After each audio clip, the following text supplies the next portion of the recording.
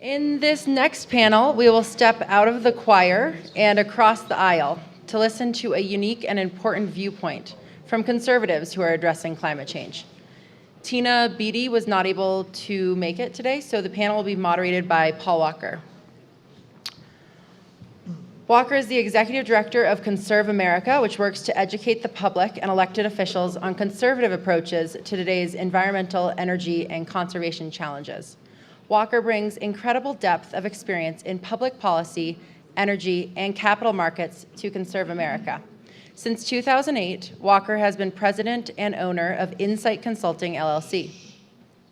He has served on the staff of Congressman John J. Rhodes III and within the Department of Gaming for the state of Arizona as legislative liaison and public information officer. Walker served 5 years in the Arizona Army National Guard and attained the rank of captain. Mr. Walker is joined by Trammell Crow, the executive director of Earth Day Texas, Rod Richardson, president of the Grace Richardson Fund, and Aaron Berger, co-chairman, Nexus Working Group on Climate Change, and the international advisor for the U.S. Climate Plan. Let's welcome the next panel.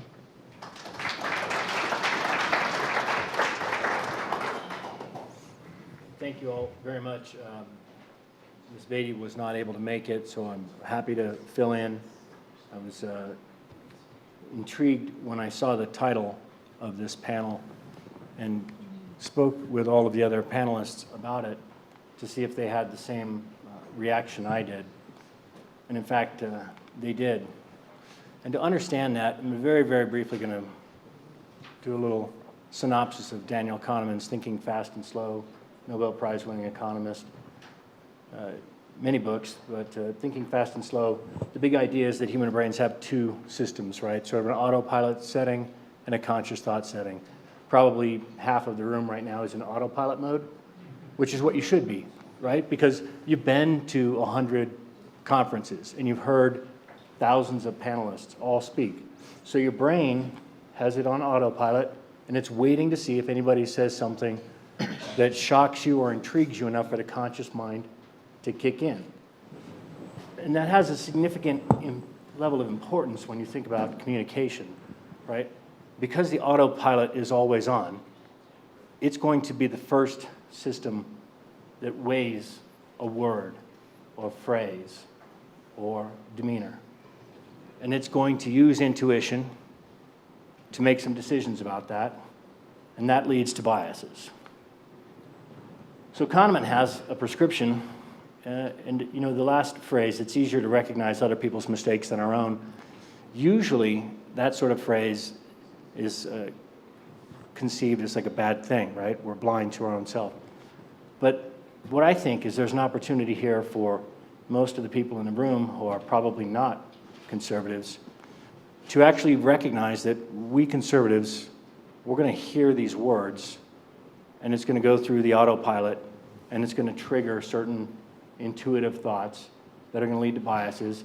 And if you're aware that sometimes the words that the progressives use mean something entirely different to us, then perhaps you would consider looking at it a different way, using maybe a different word to get to the same point.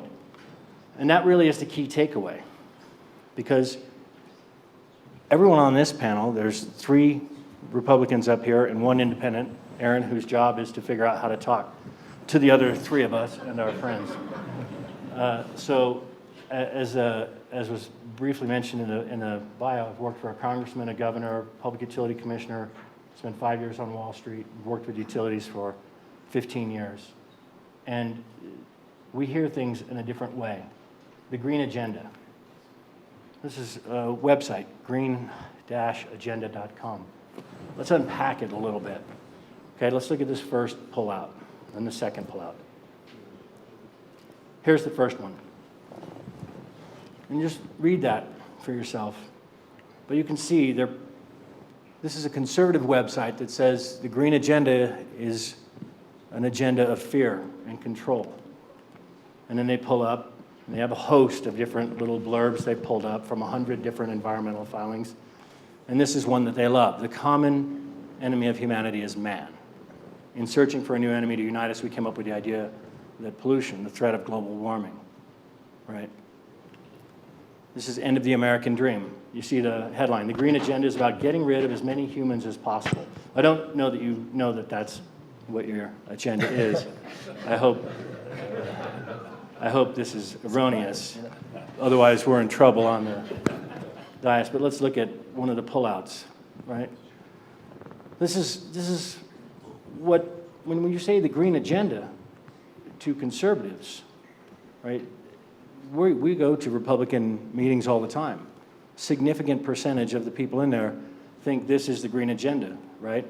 Publicly advocating the end of our freedoms and the establishment of a big brother-style world government. Lastly, Glenn Beck. I'm sure everyone here is a huge fan of Mr. Beck. Full disclosure, I'm not. But this is his book. Citizens have two primary goals. The first is to create clean energy. So this goes on and on and on, right? There is, on both sides of the political spectrum, those silos that exist where people talk to each other. And, you know, Aaron and I were talking about this at dinner last night. You kind of wind up getting increasingly crazy if you just stay completely incestuous with the way you think about things and perceive things. And, you know, I'm not saying it happens on the left, guessing it might, but on the right, I can tell you for sure it does. So what we want to do is really open it up now to everybody. And I'll start with Trammell. Trammell Crow, as most of you know, a very successful commercial real estate history, but he also has, in the state of Texas, a completely red state, has developed Earth Day.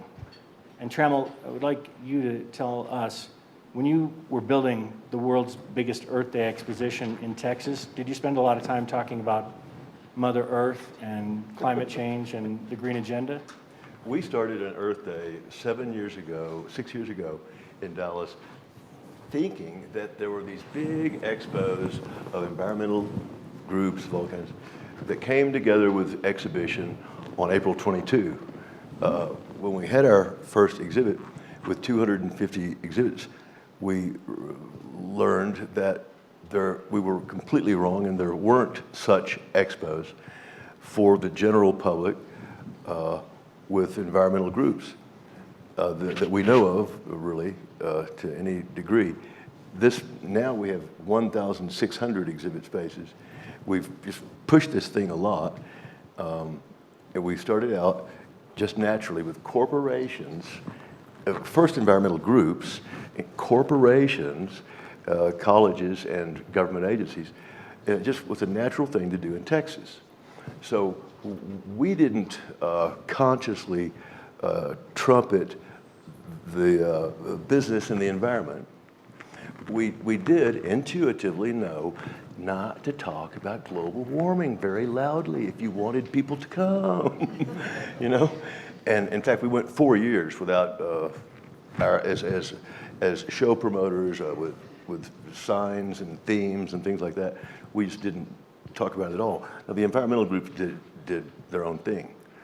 But what came to us from all these participants and involved parties was exactly this theme. It's, oh my God, we have business and environment. We said, yeah, you know, isn't that how you get things done? But ever since that time, all of these 6 shows, it's been kind of an amazement to newcomers and a continued theme, almost as if it's unique. I don't think it is anymore. I see it in publications all the time. To me, it almost seems like old hat. But I think that we still need, the environmental community still needs to learn how to talk to conservatives. And most business guys are conservatives. To say global warming, what's the point? To say green agenda means hidden agenda.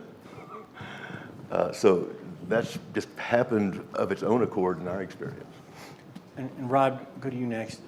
You and I think both talked to a lot of congressional members. I was talking to a friend last week, Republican conservative member of the House, And he said, you know, I'm always willing to talk to the environmental groups.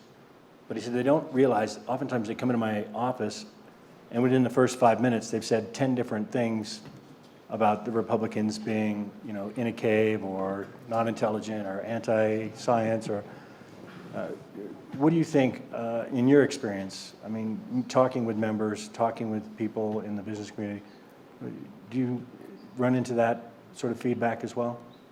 Well, you know, the problem with the words that environmentalists use is it's not really a problem with words, it's a problem with the ideas. See, the problem with the words is that they don't describe a conservative agenda. They don't describe conservative policies. They describe liberal left-wing policies. When you talk about, you know, here's some words that really piss off conservatives. Tax, right? So if you're going to talk about a carbon tax, you've pissed off the conservatives right there, okay? If you want to use tax, follow it with tax cuts or tax rate cuts. Then you'll get their attention. Similarly, if you want to use subsidies or regulation, you're going to tick them off. If you want to use regulation, be sure to precede it with the syllable D, as in deregulation, because they'll listen to that. The problem is that so much of the way that the environmental movement has tried to talk to conservatives is to try to convince conservatives to buy into what they perceive as basically a left-wing agenda, right? And the policies, you know, when you look at it, you have carbon tax, subsidies, regulation as the principal policies that support the climate change, mitigation. And there are a few hybrids like cap and trade and things like that, but these are perceived by conservatives as supporting higher taxes, supporting higher spending, and then supporting bigger government. So, you know, I believe that global warming is real. You know, I believe that the proper thing to do, if you're going to try to convince conservatives, is to convince them using conservative policies, right? Now, how would you do that? I'll be talking later this afternoon at fuller length about this, but the Grace Richardson Fund is involved in developing a new idea called clean tax cuts. Clean tax cuts is the idea that with the growing profitability of wind and solar, unsubsidized profitability that you now have as of 2015, and indeed profits in other areas of the clean tech industry like hybrid cars, possibly maybe electric cars will be in that category, LED light bulbs, efficiency, that actually tax cuts make sense. You can actually apply Reaganomics to climate change. You can apply supply-side tax cuts to climate change. So if you actually apply a conservative policy to the problem, you're going to have a lot more success talking to conservatives, I think. So it's not just the language, it's the ideas and the mindset. The other point I'd like to make is that, you know, because so many conservatives don't believe climate change is real, it makes a lot of sense. If you're going to have a successful climate change policy, it better make sense whether or not climate change is real, right? You want to be able to present a policy that makes sense, you know, whether climate change is real or not. You want to, you know, there needs to be a boost to the economy. There needs to be other benefits: clean air, clean water, jobs. So you have to have a package of things that make sense about your policy. You're not just climate alarmism. It's wrong to say that conservatives are anti-science, and that will tick them off too. Especially, you know, people in the neoconservative movement who are very thoughtful people generally. You know, I think that the part that is anti-science should be distinguished from conservatism in general. And that is really the part that's funded by the fossil fuel interests. I mean, that is a private industrial interest that is putting forward an agenda, and it's putting forward an agenda wearing conservative clothing. but it's not really conservatism, and it needs to be distinguished from genuine conservatism. So, but anyway, those are a few thoughts that I would share about, if you want to talk to conservatives, have a genuine policy, make sure it's based in proven conservative policies that have come before, like Reaganomics or supply-side tax cuts, and make sure that the policy makes sense whether or not climate change is real or not. Rod, that's a really interesting distinction you make between conservatives and big business. Sure. No, I mean, look, Adam Smith wrote the Bible of conservatism, The Wealth of Nations, which is, we believe in it, but he said, if you ever get, 3 or 4 capitalists in a room together, they will conspire against the public interest. So, if you're a genuine free market capitalist, you have an understanding that, capitalists are your hero, and they're also people you got to watch really carefully. Because So what did Adam Smith say? Are slick. What did he say to justify the wealth of nations?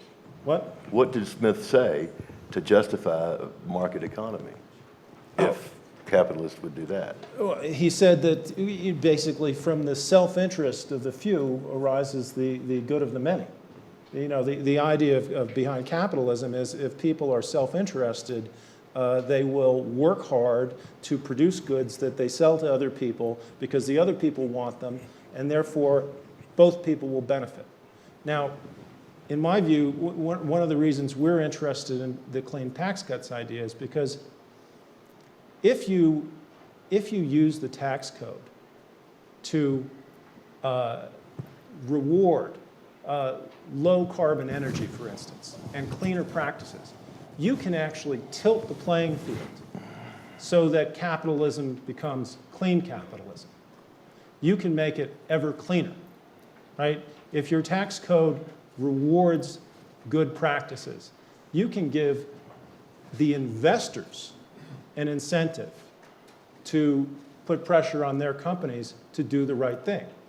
If the investor's capital gains tax rate, maybe even their estate tax rate, is going to be determined by how clean that company is, there's going to be a lot more investor interest in making sure that the corporate practices are good practices. Well, let me jump, Aaron, in here. One of the things that Rod had mentioned was, there is for sure a group, call it a cabal or a conspiracy or just happenstance, but there's a group that is, fomenting climate denial and skepticism and doubt and all of that. Now, my question to you, Aaron, you're a social scientist. So you've got one group messaging to very conservative people that there's sort of a left-wing conspiracy. What have you found in terms of the way conservatives respond to some of the climate words and phrases? It's my hypothesis that we're actually seeding the fields for the skeptics because we're turning off a lot of conservatives with the verbiage and then making them more open to this argument. What have you found? Certainly from the beginning, when I was talking to people, I was telling my folks, both of them very conservative, that I was going to be speaking, what is it going to be on? Conservative values and climate change. If I had mentioned anything about green agenda, those words at all, they would have gone right to the slides that we were showing earlier. But in addition to that kind of social engineering language, we were looking at the different ways that people were communicating, the kinds of topics that people were using. And so the pro-climate camp, their big focus is natural implications, very complicated scientific explanations, and if you don't get this, you're an idiot, right? Great way to turn off anybody, right? Other side of the coin, the denial camp, they are fictitiously putting out that, the economy is going to be impacted in these manner of ways, right? National security for you and the country is going to be impacted in these number of ways. We have to stop this immediately, right? Look at the language in Agenda 21, things like that. We're all very afraid, right, about what might be coming. Hold on, I dropped my mic and it's making a huge noise. And so the thing that I found was that I believe that if the pro-climate camp can begin to create communication around things that conservatives actually receive and listen to, economic implications that are already happening, irregular flooding in Florida, irregular snow days in Texas earlier this year, okay, impacts in New York and things like that. They're planning on building a wall because that's going to fix it. You know, in addition to that, Aaron, wouldn't that come back and haunt you if you're talking about unusual weather? And then they say, oh, this is a real cold day today, and it's April, so I guess there's not such thing. well, again, and then we'd have to look at the trends that have been going on, right? I think it's every month this month has been the hottest month on record, right? January was the hottest January ever. You got February, March, all the way up until May last month as well. And so, you know, when we go that, we just have to say, well, I mean, you know, the mercury on the ball is going up to here. You know, there's no extra time for that. But anyway, if there was more focus on economic implications and national security implications, in addition to legislative alterations and things like that, reaching out to conservatives, I think that we would be able to get enough to go on and join us there. Yeah, this slide thing isn't working. Can we hit the next slide? And while we're waiting for that, you know, I think when it comes to marketing, what wins? Chip Heath, Dan Heath had a great book, Made to Stick, and it said, right, for marketing to work, it has to be simple, understandable, concrete, concise, emotional, and sustainable. And so those things have to be in the construct of the person you're talking to. So when it has to be concrete, concise, and emotional, it has to be that to the person you're talking to. You could probably go into the DNC and talk about the need to have more collective action and work together and establish a better subsidy approach and upend the existing economic constructs that we have. It would be a totally different reaction, though, in the RNC. And so these are words that I know from Conservative America's standpoint. You know, we worked in 23 congressional races last year, one governor's race, to identify, elect, and then continue to work with Republican climate realists. There are some in the House and a few in the Senate as well, who actually understand the science of it. They don't believe in climate change because they don't believe in gravity. They just understand that these things are indifferent to your belief, right? You step off a building, gravity's indifferent to whether you believe. So there are an increasing number of Republicans that are working on this issue. But this is how we talk to them about it. And so, Rod, you know, you and I had a great debate on tax policy options, but when you look at these words, right, this is what we're talking about, right? Mm-hmm. All of these things, I think, apply specifically, don't they, to renewables? You know, I think that, you know, those words are great, and, you know, I use innovation, you know, and affordable is fantastic. You know, most Americans, you know, are far more concerned about cheap than they are about clean. You know, so if you want to sell your idea, be sure to include cheap in your wording, because you'll get more listeners interested. So all of these words are great, but, you know, my fundamental point is that, you know, conservatives are you know, more astute than you think, perhaps. You know, and if you're trying to use those words to dress up, you know, carbon taxes, subsidies, or regulations, or tax credits, there's still going to be lingering suspicion that, you know, you're dressing up a wolf in sheep's clothing. So, you know, words are great, but you have to, you know, you know, if you really want to get conservatives into climate change, you have to really think hard about what's a conservative climate change policy.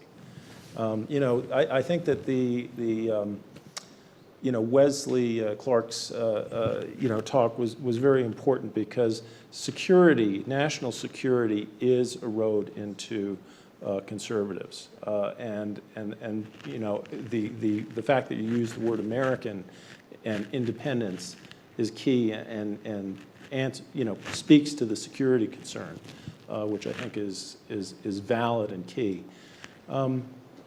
But I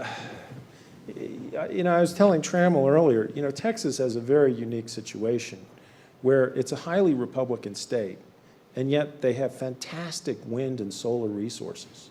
So, you have these Republican ranchers, millionaires and billionaires and whatnot, and, they want to put up wind turbines. And you know what? They want to get a subsidy for it too. So they'll go talk to their Republican congressman, and lo and behold, the tax credits extension passed last January with the help of the 88 Republicans who have wind and solar projects in their districts.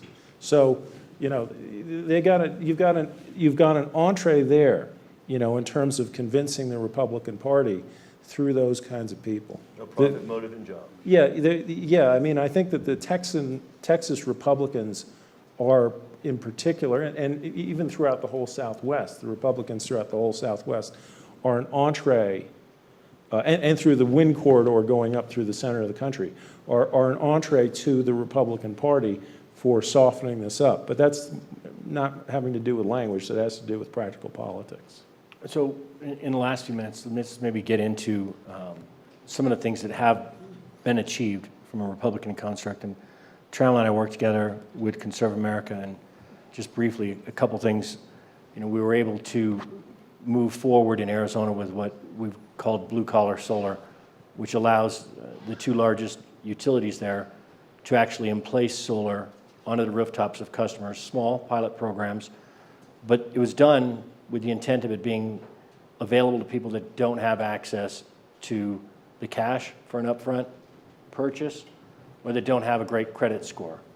And so we called it blue-collar solar. And the idea is then all you need is a rooftop and a phone, and you can get solar on your roof and immediately get a cost savings. We got a school energy efficiency credit put in that allows the utility to pay 100% of the improvement, not just a 30% of the incremental difference between an energy efficient solution and a normal solution, but literally 100% for a disadvantaged school. And the school, the only obligation they have is they have to put all the cost savings back into the classroom. Going forward, we're working on an entirely new approach to solving the net metering problem that General Clark mentioned. And we continue to work with identifying and electing climate realists. Aaron, what are you working on in the next couple of years? What's the focus for you in terms of trying to get some success?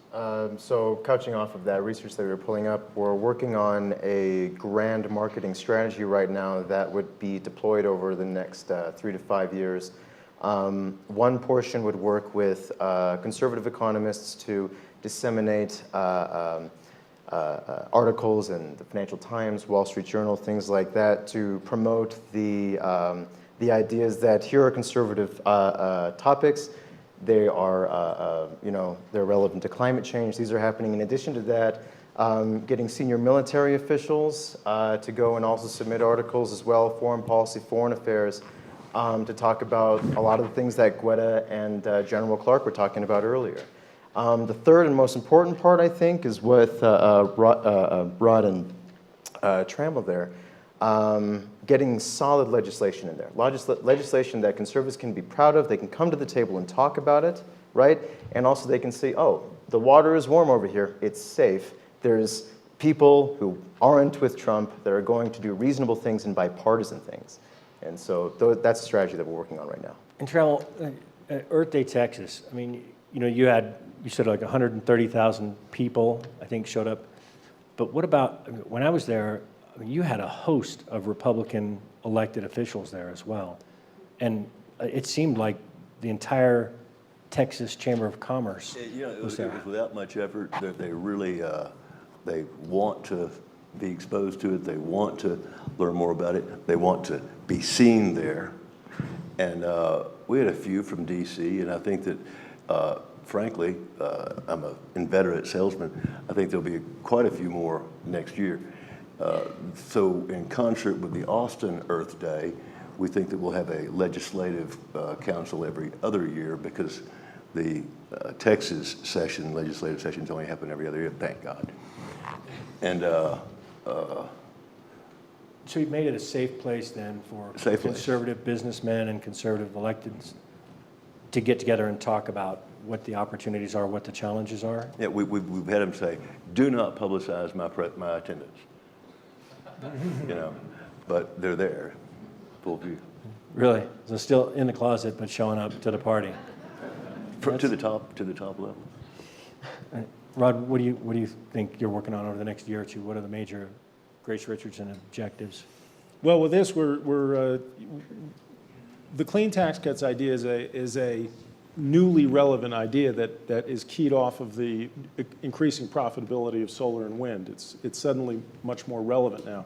It's an idea that needs to be studied. It needs to be developed. There's probably a lot of different ways this could be developed. The Breakthrough Institute might want to develop it one way. You guys might want to develop it another way. I'm sure there are people in the room who could think about different ways that, what could we do with tax cuts? But, you know, so right now I'm working with the Jack Kemp Foundation, and you don't get much better conservative credentials than Jack Kemp, working with his son Jimmy on developing this. And we'd love to find additional research partners to work with us. So if anybody is interested in, working with us on developing the clean tax cuts concept, we'd be happy to talk to you. Brilliant.